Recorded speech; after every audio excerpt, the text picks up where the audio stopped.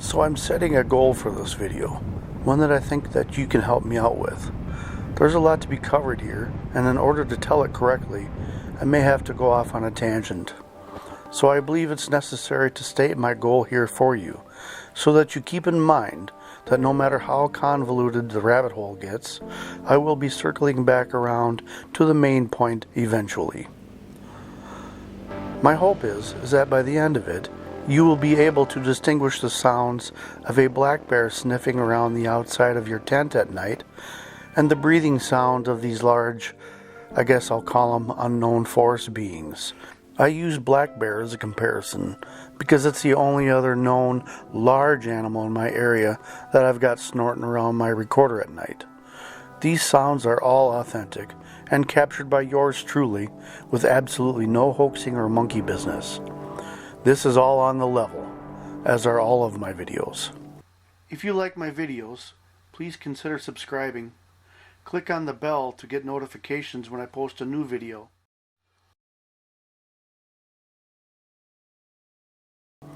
The two main differences are clear and easy to distinguish once you've heard them. The first is the sniffing sounds themselves. The black bear will sniff with short, powerful sniffs with clear sounds of unobstructed air movement through its nose and upper airway.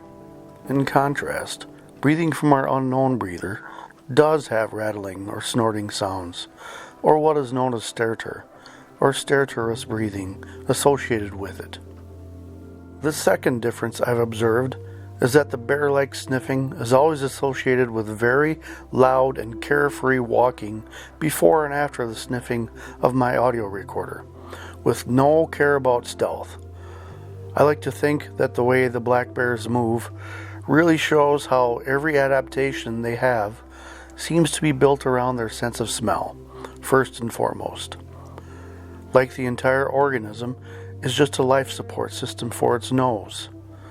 On the other hand, the stertorous breathing I hear is always associated with a very high degree of stealth, where almost no sounds of walking can be heard before or after the breathing. Deep, powerful, quiet, slow, and deliberate breathing, never making any hasty movements, everything measured, deliberate, and calculated, especially towards my audio recorder. Like the entire organism is just a life support system for its brain. In addition, the correlation between the stertorous breathing and other strange sounds like knocking, weird vocals, howls, and mist poofers is much higher than that of the bear-like breathing. Once you hear how obviously consistent black bear sniffing and walking sounds are, you won't confuse the two again. That's the goal for this video at least.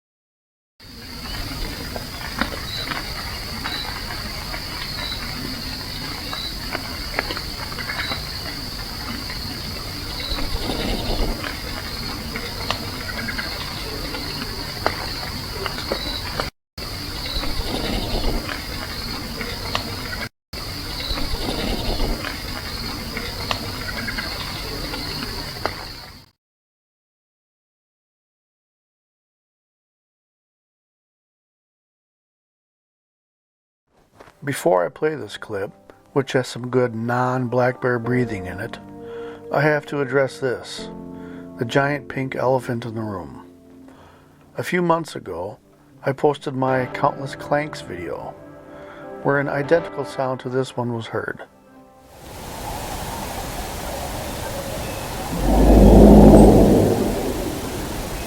I don't want to get into it too deep here, because these sounds are at the center of an upcoming video of mine, and an ambitious one at that, and I don't want to spoil it too much, but a little teaser won't hurt. I guess some might call this sound a mist poofer or a Seneca gun. Google it if you don't mind spending hours down that rabbit hole like I did. I had no idea this was even a thing before I posted the video. It wasn't until I read a comment below the video that I learned of the phenomenon. Note the impressive reverberation afterwards, indicating both power and distance.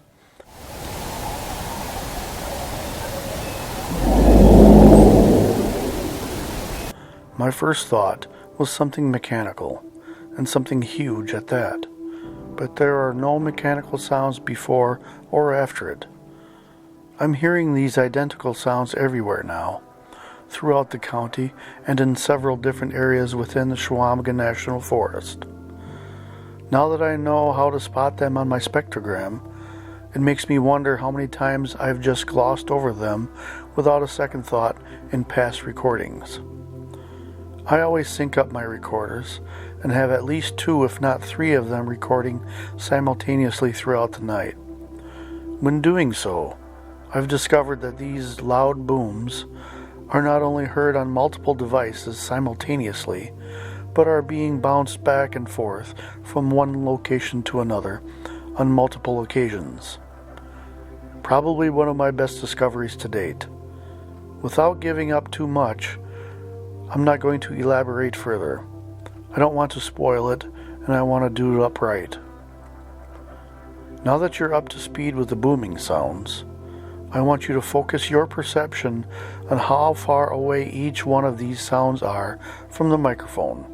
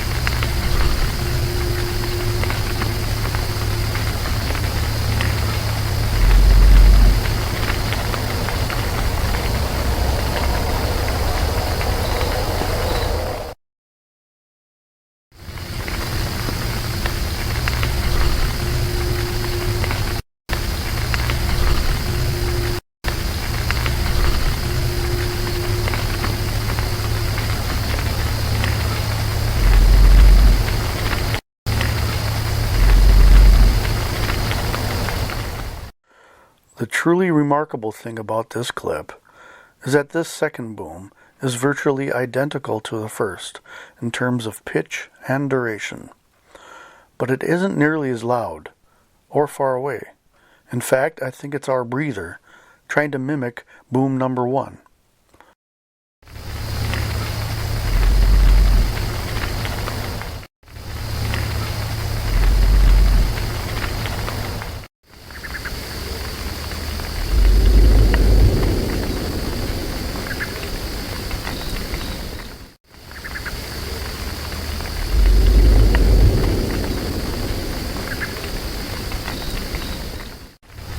Listen to this as many times as you'd like. The closer you listen, with the variable of distance from the recorder in mind, the creepier the whole situation becomes.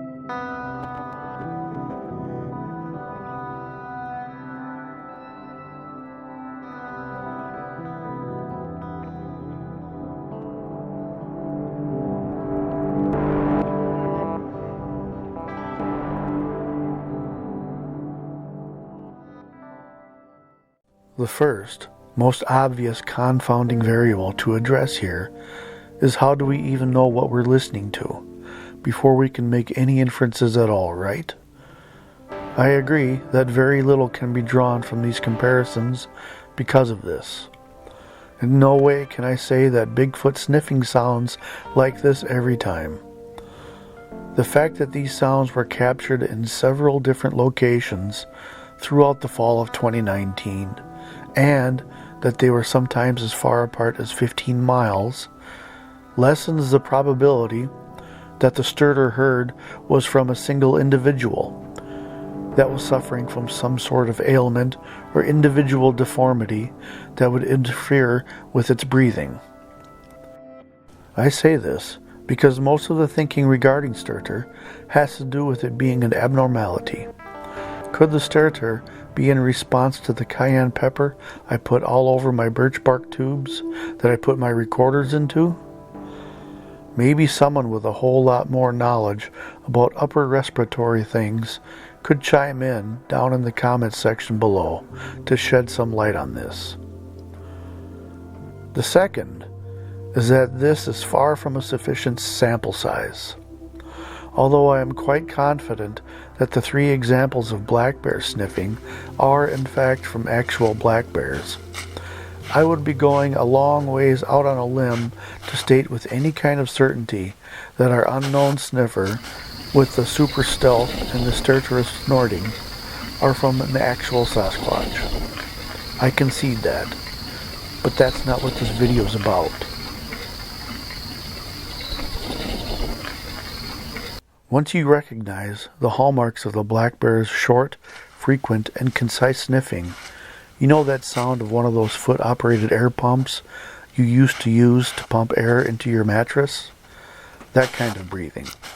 You'll never mistake the sound of a black bear sniffing again. Recognizing black bear sniffing is the most important takeaway for this video. It's easily the most consistent and reliable one to recognize. So the practical application for the next time you're camping and you hear sniffing outside your tent should be for you to remember the black bear sniffing you heard in this video first and foremost, because it's not going to vary much from what you heard here.